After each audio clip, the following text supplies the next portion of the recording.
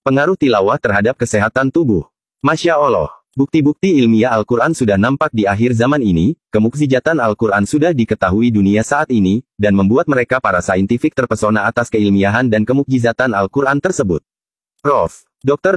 Suzain Moore PhD telah merilis dalam jurnalnya, ia berkata, ini sebuah kitab yang menakjubkan karena terbukti kemukjizatannya, ia telah memperlihatkan bagaimana Al-Quran merupakan sebuah obat penyakit manusia.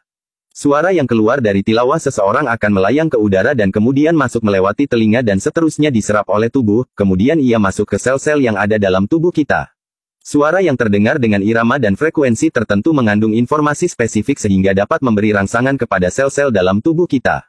Al-Quran yang tersusun secara sistematik dengan irama yang indah karena bacaan yang tartil dan pengulangan kata-katanya sungguh menakjubkan karena ia membuat sel-sel dalam tubuh kita bisa melawan penyakit-penyakit yang berbahaya, dengan bahasa yang menyentuh, ternyata mengandung informasi spesifik pada setiap ayat-ayatnya. Dengan informasi yang spesifik ini bisa membuat sel-sel yang sakit menjadi sembuh. Hasil penelitian terkini seperti yang diungkapkan Prof. Dr. Abraham Nicole PhD, bahwa sel-sel darah merah yang telah dibacakan ayat-ayat Al-Quran dengan bacaan tartil artinya bacaan yang indah dengan memakai kaidah tahsin tajwid, ia memperlihatkan respon tertentu. Sehingga sel-sel kanker pun bunuh diri. Bahkan virus autoimun pun lenyap. Terbukti dari hasil penelitian Prof. Dr. Victor Iron PhD USA. Penelitian lainnya membuktikan bahwa sel-sel kanker ganas menjadi normal kembali dengan bacaan ayat-ayat Al-Quran. Di samping itu penelitian memperlihatkan bahwa media sifa yang paling baik untuk Al-Quran adalah air putih, madu, minyak zaitun, air zam-zam dan makanan alami yang sangat banyak ragamnya di dunia ini, ia bisa menjadi media sifa gelombang energi dari sebuah bacaan Al-Quran. Manfaat membaca Al-Quran bagi kesehatan.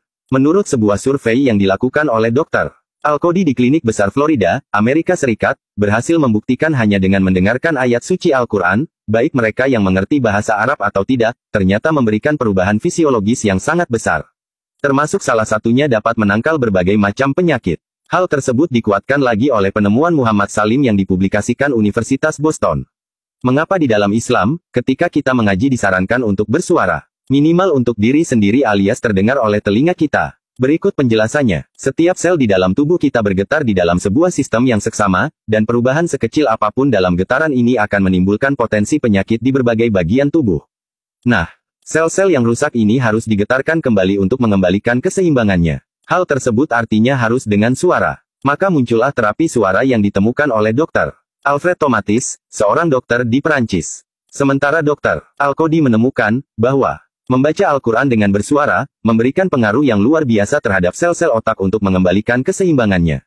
Penelitian berikutnya membuktikan sel kanker dapat hancur dengan menggunakan frekuensi suara saja. Dan kembali terbukti bahwa, membaca Al-Quran memiliki dampak hebat dalam proses penyembuhan penyakit sekaliber kanker.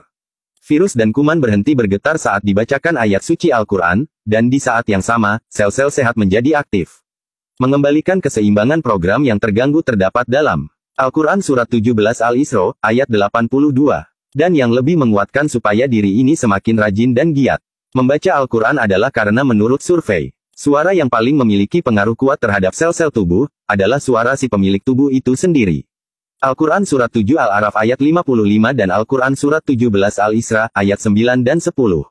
Mengapa sholat berjamaah lebih dianjurkan? Karena ada doa yang dilantunkan dengan keras, sehingga terdengar oleh telinga, dan ini bisa mengembalikan sistem jaringan kita yang rusak.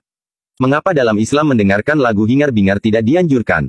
Karena survei membuktikan, bahwa getaran suara hingar-bingar membuat tubuh tidak seimbang.